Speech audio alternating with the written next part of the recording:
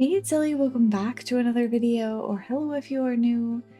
So, we are back in my New England zoo today, and I am doing a little bit more landscaping and just general environment things in this episode. Really about the first, I would say 3 or 4 episodes are going to be this more like environmental building terraforming sort of thing, and then I do also work on this fox habitat at some point, which is just a little bit off from where I'm working now. But yeah, I have this bridge and waterfall area. So basically, what I'm trying to do with this whole zoo, but this specific area, is I am trying to recreate something that I feel is very common in the New England area, which is this like something between like a shale rock and slate rock. They're both very similar, but they're like I don't know how to. They have like sheets. They're very like horizontal sheets on top of each other, and you know, driving through upstate New York along the highways and things, you see these formations that are very similar, or I hope they're similar to what I built. I tried to make them the same. I think the coloring is a little bit off. I wish there was a different colored rock, because or that I could color the rocks, because it just doesn't seem quite right with the color that it is. But overall, I think it turned out the way I wanted. I'm sorry I'm sorry for everyone's computer who might have issues running this. There are a lot of rocks. There are so many rocks in this zoo already, and I'm not even, though to be fair, I think most of the rock work is actually mostly done, so there's that going. But there are so many rocks in this zoo so far, and it's because of this slate rock effect that I was trying to make. I ended up using the really thin, flat rocks and just stacking them, and I thought that did a pretty good job of like mimicking the texture and things. It doesn't, of course, look exactly right. It's not quite sharp enough.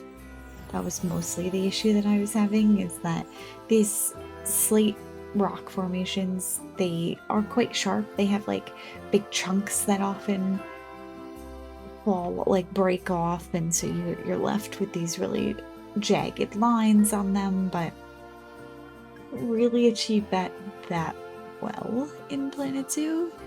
So I did my best with these flat rocks, and I think I did, as I said, a decent job creating the illusion of these shelves and sheets of rock that are just kind of on top of each other. And then the rest of the area is mostly just the entry to my zoo here. I thought I did. Maybe I didn't. I need to double check that I actually put a spawn point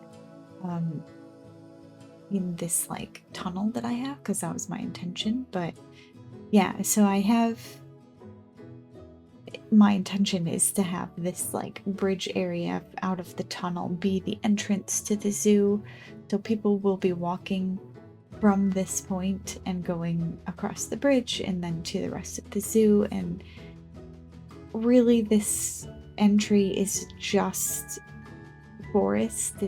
It's just aesthetic. It doesn't have any habitats, at least not right now. I don't plan to put too many free habitats. I don't know if I mentioned this in my first video. Actually, I only plan to have a handful of animals in this zoo.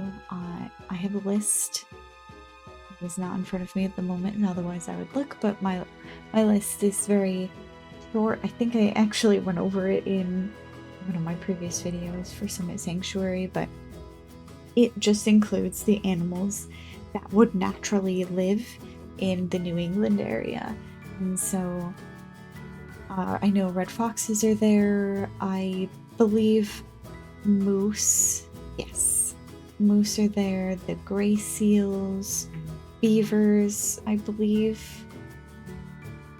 Is that right? Yeah, the beavers are going to be there. And then raccoons. I have donkeys and chickens.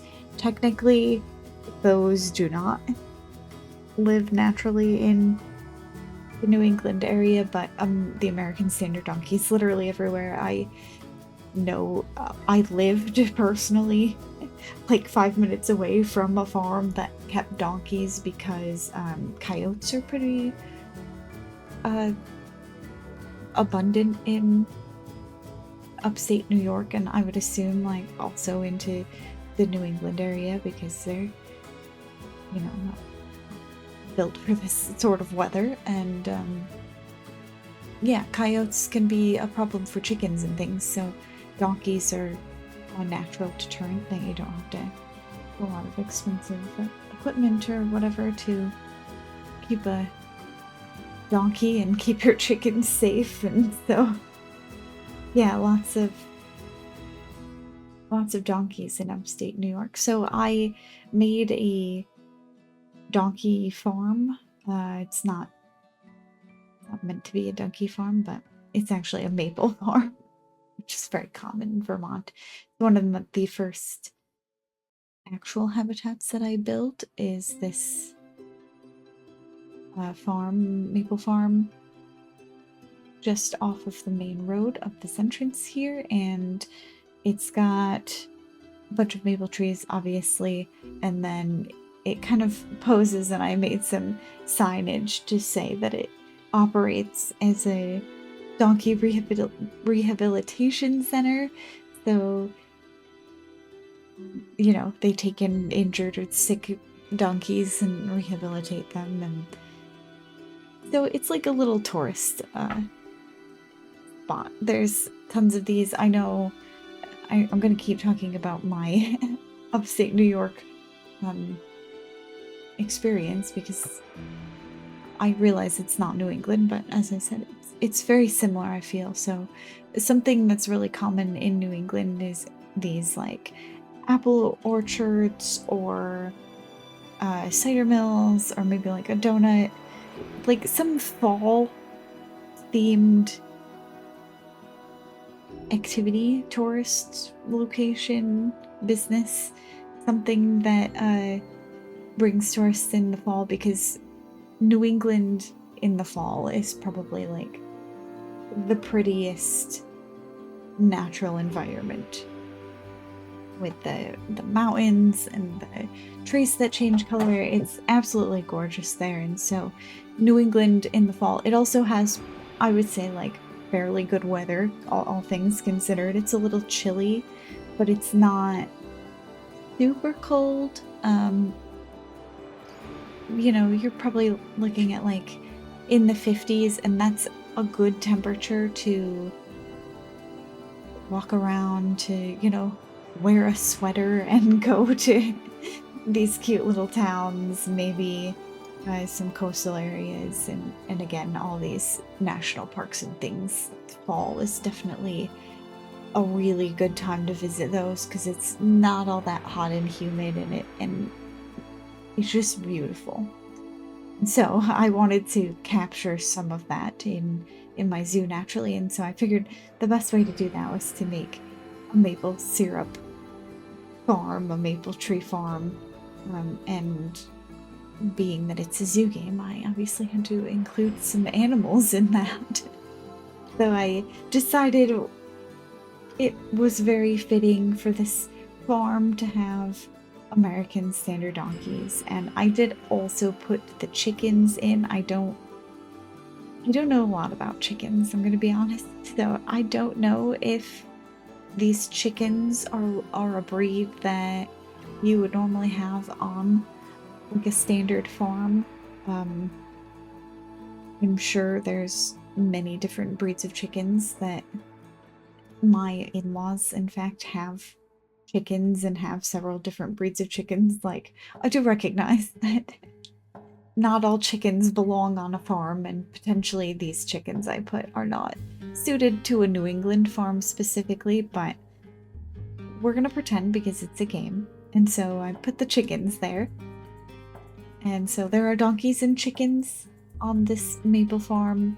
There's a little coffee stand, which I thought turned out really cute. I really like the way it turned out. It feels very similar to something that you would see on one of these fall tourist farms that kind of brings people in. Like, I used to live, I don't mind saying this now because it's been years and years since I lived there, but I used to live really down the road from Beacon Skiff Apple Orchard, which makes the 1911 brand of hard cider. And so I would frequently go to this apple cider orchard, and it was really cool. They had a lot of these little country shops and little food stands and coffee stands and bakeries and things, and so I was really trying to capture that in all the things of my zoo, and definitely looking forward to getting to that point. In this episode, as I said, I'm mostly just working on more terraforming and getting this environment looking the way I wanted to, especially in the diorama. I wanted to make sure that I could make it seem like it was a thick forested area, even though the map like literally just drops off into nothing, unlike some of the other sandbox maps.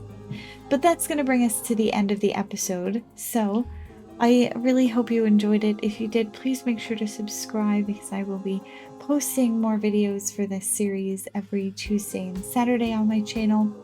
Thanks for watching, and I hope to see you in the next one. Until then, bye!